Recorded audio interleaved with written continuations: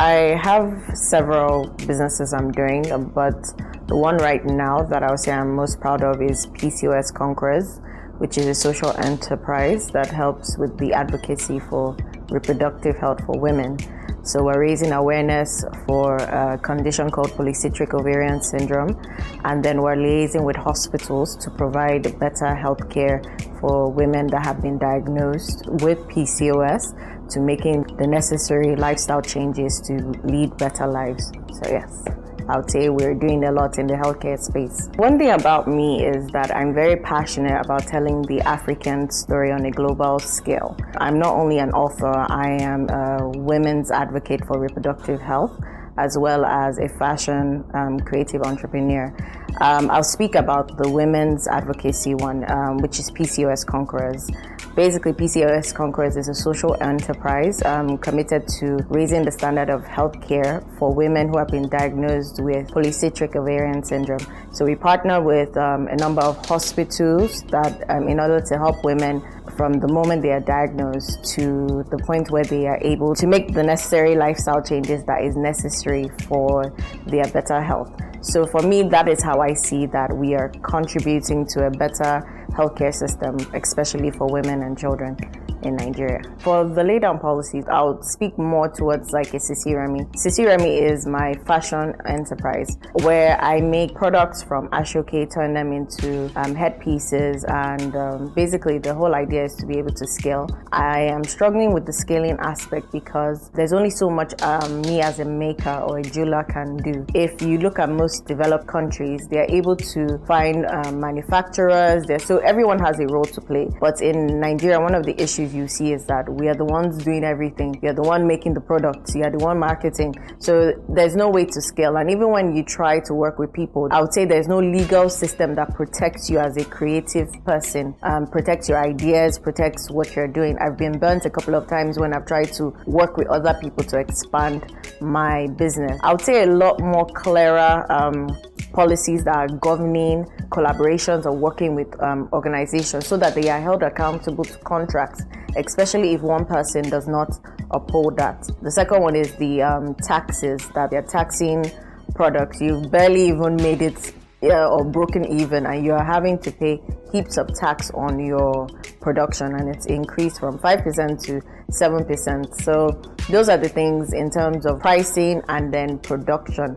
Those are the areas that I would say has been a major challenge for that aspect of my business. One of the things I mentioned last time was better legal systems that help you govern relationships with manufacturers.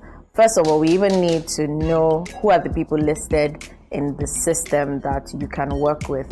Noting who they are, having legal systems in place that allows you to work with third parties, but then ensures that both parties are well protected, so nobody is, burnt from a breach of contract, because usually people would do what they want to do, and they know that you can't, unless you have tons of money to sue, there's no way you can get protected or get your money back or something like that. The second thing I would say in terms of what will help us, especially for startups, is a grace period. When you register your business, maybe about a year or 2 years where you're not paying taxes, so that you can even get your feet on the ground and running.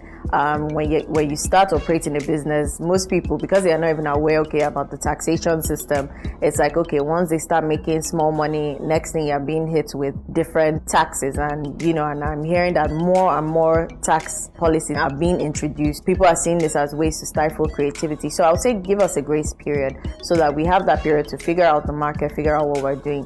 Then access to data. I would say Nigeria doesn't really have standard data that you can find, free data, because everything almost seems like it comes with a price. If I want to find out about the demographic of Nigeria, I should be able to go to the standard website and find out, okay, these are an accurate data, not just estimation. These are things so that it helps me make a better or an informed decision on my business marketing strategy, if this is going to work, if Sisi Remi is going to work, if producing in this line of market is going to work. So I'll say data is also another thing that would be good to invest in as a country. So I'm really excited about the Nigerian youth because there has been a great awakening, and I feel like a lot of us have come to a point where we realize that we are of age in the sense that we are old enough to make changes.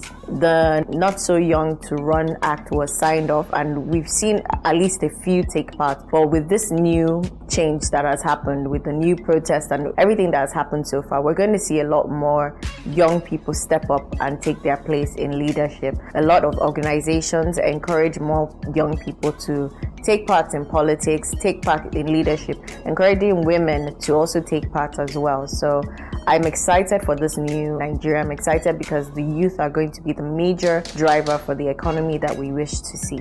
For me, the new Nigeria I love to see is a country that respects and cherishes its people.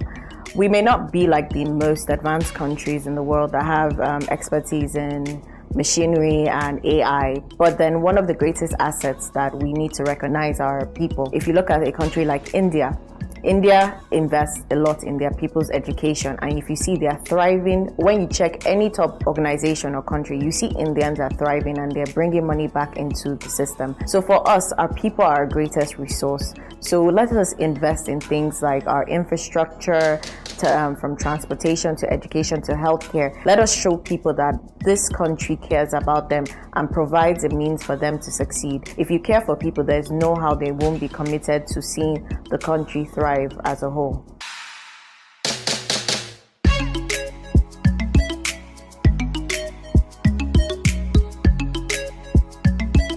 My name is Seyi Amao. I am an author, a women's reproductive health care advocate, a voiceover specialist, and a creative entrepreneur. I'm a lover of all things Nigeria, and I stand with the Nigerian youth.